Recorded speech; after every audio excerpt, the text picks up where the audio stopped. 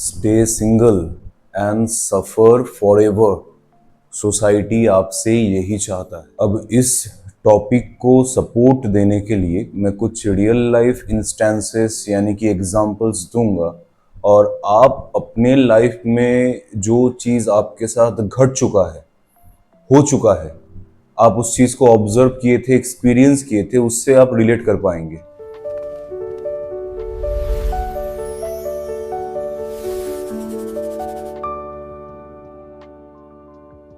Society कभी नहीं चाहता है। अब सोसाइटी में कौन कौन आता है? आपको छोड़कर जितने भी लोग हैं, चाहे आपके फैमिली मेंबर्स में हो, ऑफिस के कोलीग्स में हो, दोस्तों में हो या आपके पड़ोसी हो, आपको छोड़ के जितने भी लोग हैं इनको समझिए आप सोसाइटी।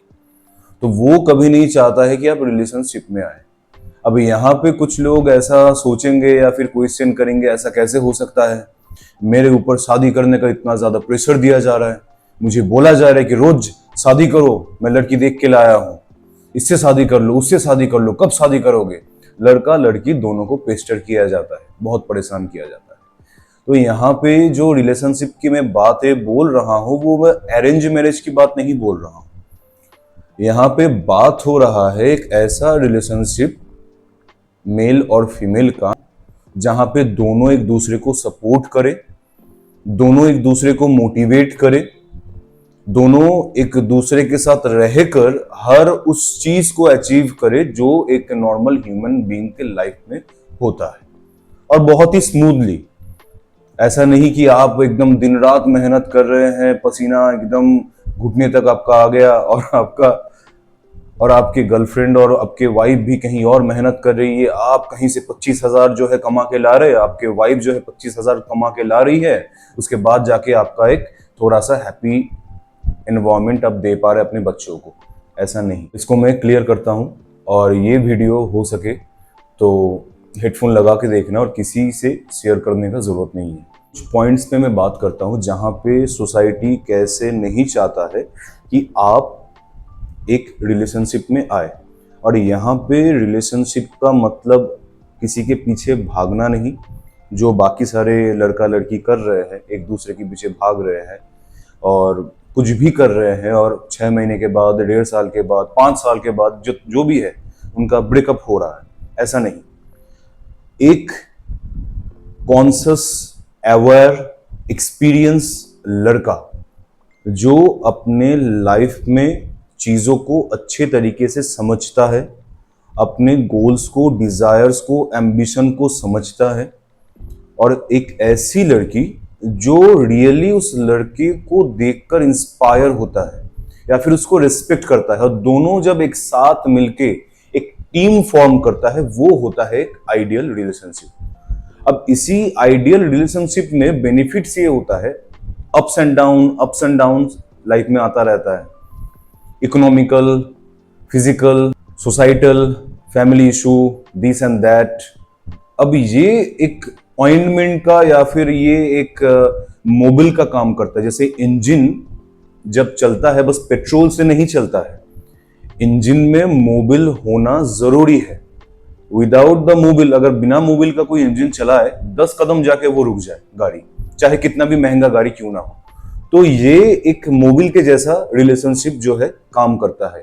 ये प्यार आपको मोटिवेट करता है, और ये प्यार वो फिल्मों वाला प्यार नहीं जहां पे आप ख्वाब में डूबे हैं, जहां पे आप शायरिया लिख रहे हैं, जहां पे आप गुलाब का गुलदस्ता लेके उसके सामने जा रहे हैं। नॉर्मल, जैसे आप नॉर्मल इंसान हैं, नॉर्मली जैसे प्यार करते हैं वैसा, पागलपन नहीं। आप अपने लाइफ में ही ऑब्जर्व करेंगे, जब आपने किसी के साथ बातें करने का ट्राई किया, एक अट्रैक्शन बिल्ट हुआ, तुरंत बाकी जितने भी लोग आपके आसपास है उनको भनक लग जाता था, जैसे कि उनको महसूस हो जाता था कि आपके और इसके बीच में कुछ अच्छा होने वाला है। तो फर्स्ट वो क्या करते हैं, गॉसिप करते हैं। आपका रिलेशनशिप किसी के साथ ये बहुत ही नॉर्मल है, किसी का किसी के साथ रिलेशनशिप होना बहुत ही नॉर्मल है। इस ऐसे सोसाइटी में हम लोग अभी रह रहे हैं जहां पे लोग इतना टॉलरेट करते हैं हर चीज को लेकर कितने ही भयंकर से भयंकर चीज को देख के फिर भी एक्सेप्ट करके अपना जिंदगी नॉर्मली जी रहे हैं, लेकिन इन लोगों को आपके एक रिलेशनशिप डाइजेस्ट नहीं हो पाता है। तुरंत फर्स्ट अटैक वो करते हैं गॉसिप करके। गॉसिप करेंगे, एक दूसरे के बारे में बातें करेंगे, बोलेंगे देखो देखो किस तरीके से वो लोग मिल रहे हैं छुप छुप के, देख रहे हो कितना उड़ रहा है वो लड़का या लड़की, दिस एंड दैट, ये सब बातें करेंगे। गॉसिप करके पहला कोशिश उनका यही रहेगा कि ये एक सबके बीच में फैल जाए और खास करके पेरेंट्स के पास ये न्यूज पहुंच जाए, क्योंकि डायरेक्ट फोन करके तो बोल नहीं सकते कि आपकी बेटी जो है इस लड़के के साथ घूम रहा है या आपका बेटा इस लड़की से बातें कर रहा है। कुछ कुछ लोग करते हैं, special person with special ability, वो ही करते हैं। आपके जो कॉमन फ्रेंड्स है वो कोशिश करेंगे कि गॉसिप को जितना हो सके हवा दे, यानी कि आग को हवा देकर आग को फैला दे और उसी आग में आप जले, आपका रिलेशनशिप जल जाए। अब गॉसिप से भी जब काम नहीं होता है, सेकंड हथियार आता है, लोगों को वो पॉइंट आउट करवाते हैं कि आप रिलेशनशिप में है, इसी वजह से आपका हर काम में फोकस नहीं है, वो लड़की इस लड़के का दिमाग खा चुकी है, ये लड़का इस लड़की का जिंदगी बर्बाद कर रहा है, दिस एंड दैट। ये सेकेंड लेवल ऑफ अटैक है आपके ऊपर, आपके रिलेशनशिप के ऊपर।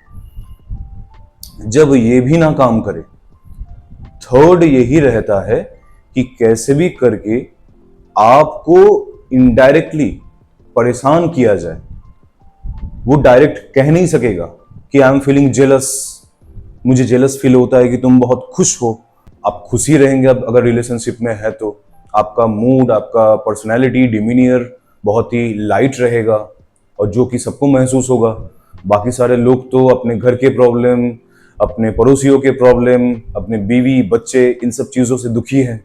तो कोई इंसान अगर आपको खुश देख लेगा, वो भी सोचने लगेगा ये इंसान खुश कैसे हो गया, दुनिया में तो इतना ज़्यादा दुख है, इसको कहाँ से खुशी मिल रहा है। तो सोचेगा, फाइंड आउट करेगा आपके खुशी का सोर्स क्या है। अच्छा, रिलेशनशिप इसका खुशी का सोर्स है, चलो इसी को डिस्ट्रॉय करते हैं। आपको डायरेक्टली अटैक ना करके इनडायरेक्ट अटैक करना स्टार्ट करेंगे। मेरे फ्रेंड के साथ ही ऐसा हुआ। वो जॉब करता है, अब जॉब की जगह पे उसका किसी के साथ एक इंटीमेसी, रोमांटिक रिलेशनशिप बिल्ड हो गया है, जो कि होना नहीं चाहिए, क्योंकि बाद में ये चीज प्रॉब्लम हो सकता है। लोग तरह तरह की बातें बोलेंगे। अगर फीमेल बैकआउट कर गया या फिर कभी फंसा दिया तो जॉब जाएगा। लेकिन तब भी उन दोनों मैच्योर थे, दोनों अंडरस्टैंडिंग थे, तो दोनों में एक अच्छा बॉन्ड हो चुका है। उनको तोड़ने के लिए 38 इयर्स ओल्ड मेन, वो लोग कोशिश कर रहे हैं, फोन करके धमकी दे रहे हैं, फोन करके बातें फैला रहे हैं कि जैसे वो कुछ पाप कर दिया। गलती ये था कि एक दिन अपने कोलीग को बाइक में बिठा लिया, बस इसी छोटे से रीजन के वजह से बातें एकदम 3-4 दिन बस यही बातें हुआ ऑफिस में कि वो लड़की इस लड़के के साथ, ये लड़का उस लड़की के साथ, उसको यहां देखा गया, उसको चाय के दुकान पे देखा गया, उसको बर्गर किंग में देखा गया। इसका फोकस हट गया है काम से, अभी काम नहीं करना चाहता, अभी पूरा मन जो है इस पे लगा हुआ है। पूरी रात जाके ये लोग बात करते हैं, इसीलिए सुबह अच्छे से अपना काम फिनिश नहीं कर पाते हैं। ये चीज करते हैं। और अननेसेसरी प्रेशर पता चल गया तो उस इंसान के, मेरे फ्रेंड के साथ मिसबिहेवियर कुछ है नहीं। छोटी छोटी नुक्स निकालना, छोटी चीजों को लेकर इशू बनाना, ताकि ये इंसान मेंटली प्रेशर में आ जाए। अब उसके साथ ये चीज होने लगा। पहले ही मैंने बता दिया था कि अपने रिलेशनशिप को इस तरीके से सब पब्लिकली डिस्क्लोज नहीं करना है, सबके सामने नहीं लाना है। लेकिन फ्रॉम द गर्ल साइड ये डिस्क्लोज हुआ, क्योंकि वो मेरा फ्रेंड जो बॉय है वो तो बहुत ही ज्यादा रिजर्व रहता है, तो उसको देख के किसी को पता नहीं चला। लेकिन उस गर्ल को देख के जिस तरीके से वो बिहेव करती है बाकी लोगों के सामने और मेरे दोस्त के सामने, वो कंप्लीटली डिफरेंट है और उसी से समझ में आ गया कि इनके बीच में जो है एक दोस्ती अच्छा हो चुका है। दोनों को अलग अलग तरीके से प्रेशर देना, बुला के काम देना, बुला के डांटना। अब मेरा दोस्त मुझे आके बोल रहा है कि देखो ऐसा मेरे साथ कैसे हो रहा है, इससे पहले जो इतने महीने मैंने काम किया कभी मेरे काम को लेकर कोई प्रॉब्लम नहीं हुआ, कोई कंप्लेन नहीं है, अचानक से इतना ज्यादा कंप्लेन, इतना ज्यादा लोग जैसे कि एकदम घेर लिए हैं चारों तरफ से, ऐसा क्यों हो रहा है। तो मैंने उसको साफ साफ बता दिया कि रीजन यही है। अब किसी लड़की के मम्मी पापा को या फिर लड़के के मम्मी पापा को भी पता चलता है कि हाँ मेरे बेटे या बेटी के लाइफ में कोई है, तुरंत बौखला जाते हैं। वो ये नहीं देखते हैं मेरा बेटा या बेटी जिस भी लड़की के साथ या लड़की के साथ बात कर रहा है क्या वो सही इंसान है या नहीं है, उस पे वो जानना चाहते ही नहीं है, वो ध्यान ही नहीं देते हैं। उनका कहना ये है रिलेशनशिप रखना एकदम खराब चीज है, इससे इंसान बर्बाद हो जाएगा, इससे सब कुछ चीज खत्म हो जाएगा, पढ़ाई खत्म हो जाएगा, करियर खत्म हो जाएगा। ये डर फैमिली के मेंबर्स आपके दिमाग में डालेंगे।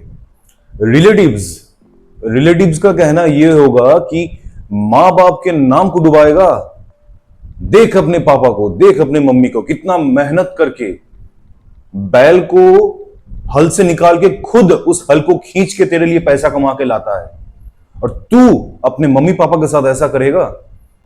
अब असली मुद्दे पे आते हैं, ये क्यों होता है। चाहे ये एक्सप्लेनेशन कितना भी डिस्टर्बिंग क्यों ना सुनने को लगे, लेकिन है यही सच। सारे के सारे इंसान, आप, मैं, आपके दोस्त, फैमिली मेंबर, सब के सब सेल्फिश है। सब कोई अपने लाइफ में ग्रो करना चाहता है, सब कोई चाहता है तरक्की यानी कि सक्सेस, लव, मनी, ग्रोथ उनका हो। जो काइंड हार्टेड पर्सन होते हैं वो दूसरों का भला सोचते हैं, और वो कोई कमजोर इंसान नहीं होता। कमजोर इंसान कभी भी किसी का भला नहीं सोचेगा। जिसके पास एबंडेंस होगा, जिसके पास पावर होगा, वो ही किसी दूसरे इंसान का भला सोच सकता है। हम लोगों के अंदर कुछ प्राइमल अर्जेस भी है। भूख लगने पे हम खाना खाते हैं। अब खाना अपना पेट भरने के बाद जो बचेगा वही चीज हम शेयर करेंगे। जिस घर पे तुम रहते हो, ऐसा नहीं करोगे कि किसी होमलेस पर्सन को बुला के कि भैया आप इस घर में रहिए, मेरे पास एक्स्ट्रा एक रूम है। कभी नहीं करोगे, चाहे रीजन कुछ भी हो, नहीं करोगे। चाहे सिक्योरिटी रीजन हो या थेफ्ट रीजन हो, कुछ भी हो, आप नहीं करोगे।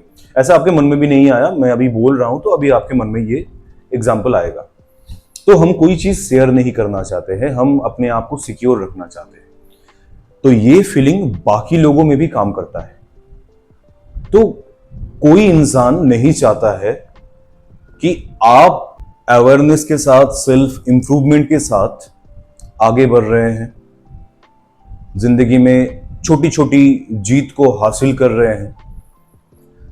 आप इस माइंडसेट से जैसा अभी चल रहे हैं, किसी पार्टनर को अगर चूज करेंगे, ऑब्वियस सी बात है कोई हाई वैल्यू पार्टनर को ही चूज करेंगे, in terms of looks, in terms of behaviour and character. कोई एरे गरे इंसान को आप चूज नहीं करेंगे जो बाकी college going boys, school going boys and girls करते हैं। तो पॉसिबिलिटी आपका जिंदगी में खुश रहने का ज्यादा होगा, सक्सेस का पॉसिबिलिटीज ज्यादा होगा, हर चीज आप स्मूथली कर पाएंगे, सॉर्ट आउट कर पाएंगे, फालतू की चीजों पे आपका दिमाग नहीं फंसा होगा। आप अपने फोर्ट्रेस को यानी कि आप अपने किले को स्ट्रॉन्ग कर पाएंगे। टीम स्ट्रॉन्ग होगा तो किला स्ट्रॉन्ग होगा, यानी कि घर स्ट्रॉन्ग होगा। तो जब चीजें स्ट्रॉन्ग होता है तो आपके लिए हर चीज स्मूथ हो जाएगा।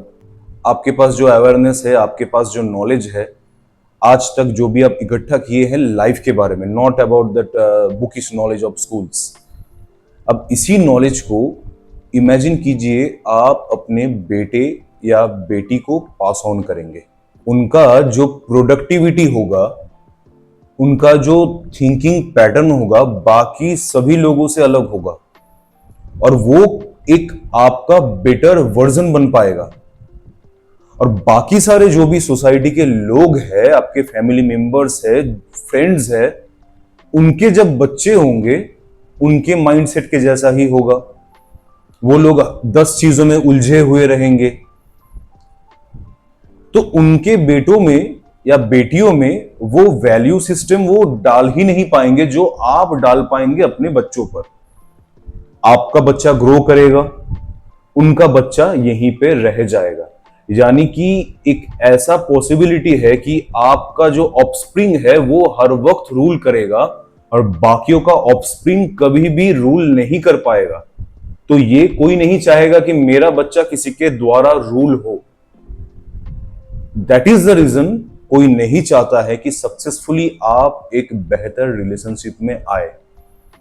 अब अरेंज मैरिज जो करवाते हैं वो अभी किस तरीके से चल रहे हैं आपको बहुत अच्छे से पता है, मुझे बताने का जरूरत नहीं। और so called love marriage, people with special mental abilities जो लोग करते हैं, जिस तरीके से प्यार का इजहार करते हैं, जिस तरीके से प्यार करते हैं, वो भी आपको पता है। Real life example. अब इसको सपोर्ट करने के लिए मैं एक और रियल लाइफ एग्जाम्पल देता हूं। एक लड़का जो कि बहुत ही ज्यादा mature, conscious, aware, growth mind के साथ आगे बढ़ता है। उसके लाइफ में बहुत सारे दोस्त हैं, फैमिली मेंबर्स है, कुछ फीमेल फ्रेंड्स भी है, उसमें कोलीग्स भी है। अब इस लड़के के साथ बातें करना हर एक लड़की को पसंद है। ऑब्वियसली बात है, अट्रैक्टिव है, चार्मिंग है, गोल पे फोकस है, ऐसे इंसान के साथ बातें करने में वैल्यू तो मिलता है और एक फुलफिलिंग सा फील होता है लड़कियों को। तो इस लड़के के साथ सब कोई दिन रात जो है कम्युनिकेट करता था, बातें करता था, अपनी चीजों को शेयर करता था, अच्छा बॉन्ड था। अब जिन फीमेल्स की मैं बातें बोल रहा हूं उनका ऑलरेडी बॉयफ्रेंड है, उनके ऑलरेडी हस्बैंड है, they are having a good married life और bad married life, but they are having a married life. अब इस लड़के के लाइफ में जब एक लड़की आती है, ब्यूटीफुल, अट्रैक्टिव, सोबर, ऑब्वियस है टाइम अब यहां से लेकर वो लड़का अपने रोमांटिक इंटरेस्ट पे देगा, उससे ज्यादा बातें करेगा। टाइम शिफ्ट हो गया ना, क्योंकि टाइम तो अनलिमिटेड है नहीं 24 घंटे में। अगर पहले बाकी सारे लोगों को ये 2 घंटा देता था तो अभी 1 घंटा देगा या 1.5 घंटा देगा, आधा घंटा अपने रिलेशनशिप में एक दूसरे को जानने के लिए, बातें करने के लिए, जहां पे उसका इंटरेस्ट है वहां पे तो देगा ही। हुआ ये कि अचानक से ये जो फीमेल्स पहले से इसका दोस्त बना हुआ रहता था या फिर कोलीग बना हुआ रहता था, अचानक से अटैकिंग मोड पे आ गए। अटैकिंग इन द सेंस की shaming, passive aggressive behaviour, passive aggression, shame करना कि हाँ तुम तो अभी टाइम नहीं देते हो, तुम बहुत बिजी हो, अभी भूल गए हो, हफ्ते में क्या आधा घंटा भी टाइम नहीं मिलता है बातें करने के लिए। ये लड़का प्यार से समझाया, देखिए अभी मैं बिजी हूं, अभी मैं जो है किसी के साथ, बता दिया उसने, पता नहीं क्यों बताया लेकिन बता दिया कि अभी मैं किसी से बातें कर रहा हूं, तो मेरे साथ उसका जो है रिलेशनशिप इज फॉर्मिंग। तो इन फॉर्मिंग स्टेज जब बिल्ड हो रहा है उस टाइम पे थोड़ा टाइम ज्यादा देना पड़ रहा है। बाद में जब चीजें स्टेबल हो जाएगा, ठीक हो जाएगा, तब मैं आपको जो है बातें करूंगा या फिर आपके साथ जो भी आपका शेयर करना है वो सब चीजें सुनूंगा। इतना बताने के बावजूद अब इस लड़के को लगा था कि ये सब चीज बता देगा, समझा देगा, बोल देगा तो ये सारे फीमेल्स जो है सब समझ जाएंगे। लेकिन हुआ इसका ऑपोजिट। सब जैसे अपने कानों में, अपने दिमाग में ताला लगा के बैठे हैं, कोई समझने का नाम ही नहीं लिया, नहीं समझा वो लोग। सारे फीमेल रिलेटिव्स, सारे फीमेल कोलीग्स, फीमेल दोस्त इस लड़के के पीछे पड़ गए, शेम करने लग गए कि हाँ ऐसे रिलेशनशिप थोड़ी ना चलता है, ऐसे रिलेशनशिप ज्यादा दिन तक नहीं चलेगा। अब इस लड़के को लगने लगा कि रिलेशनशिप में गया हूं जैसे कि कोई पाप है। अब बाकी सारे लोग अपने मैरिड लाइफ को एंजॉय कर रहे हैं, तब तो जाके मैं इंटरवीन नहीं कर रहा हूं, तो मेरे रोमांटिक लाइफ में बाकी लोग क्यों इंटरवीन कर रहे हैं? जवाब ऑब्वियस सी बात है, मैंने दिया आपको कुछ ही देर पहले। अल्टीमेटली इसका रिलेशनशिप टूटा सो अलग, लेकिन ये लोग भी कोई भी कसर नहीं छोड़ा इसको डिस्टर्ब करने के लिए उस टाइम पे, जब इसका पीक मोमेंट था, जब ये चीजें अपना रिलेशनशिप सेट कर रहा था। अब ब्रेकअप होने के बाद ये जितने भी फीमेल्स थे तब तुरंत आ गए with sympathetic tone, sympathetic voice, sympathetic love कि अरे मेरा बच्चा तुम्हारे साथ ऐसा हो गया, मेरे पास आओ, मेरे पास रहो। तो यानी कि ये लोग चाहेंगे आप कमजोर रहे, आप अलोन रहे फॉरएवर, आप सफरिंग में रहे, और इनके पास जाए, इनको समय दे, और वो समय देंगे आपको। आपको देख के बेचारा बोलेंगे, आपको देखकर सिंपैथी देंगे, लेकिन कभी नहीं चाहेंगे कि आप स्ट्रांग हो जाए, आप किसी स्ट्रांग रिलेशनशिप में आ जाए, आप अपने लाइफ को बेटर कर पाए। उनका प्राइमल जो थॉट्स है, उनका सबकॉन्शियस माइंड भी कहीं ना कहीं जानता है आप बाकी लोगों से अलग है। अगर आप अच्छे रिलेशनशिप में आ गए और अपना फैमिली अच्छा बना लिया, तो जिंदगी में उनके बच्चे आपके बच्चों को हरा ही नहीं पाएगा। और ये लिख के ले लीजिए। और जो क्वालिटी जीन आप पास ऑन करेंगे अपने ऑफस्प्रिंग्स पे, ये क्वालिटी, ये सोच, ये समझ, ये रेजिलियंस, ये ग्राउंडेडनेस, ये मैच्योरिटी उनके पास नहीं है। So always try to hide your relationship from everyone. चाहे कितना भी प्रॉब्लम क्यों ना हो जाए, आपको लगेगा कि बाकी सारे जितने भी मैच्योर लोग हैं जो कि ऑलरेडी रिलेशनशिप में रह चुके हैं या फिर मैरिड है, उनसे जाके सजेशन मांगेंगे, जरूरत नहीं है। बिकॉज यू डोंट नो उनके लाइफ में डायनामिक कैसा है, उनके लाइफ में रिलेशनशिप को वो किस तरीके से देखते हैं। वो एक कॉमन सा सजेशन देगा जिसमें आपका ही नुकसान होगा। आपका लाइफ, आप यूनिक है, आपका लाइफ यूनिक है, आपका रिलेशनशिप भी जो होगा वो अलग होगा बाकियों से। तो you have to sort it out, you have to find out what is working for you and what is not working for you. That's it for today.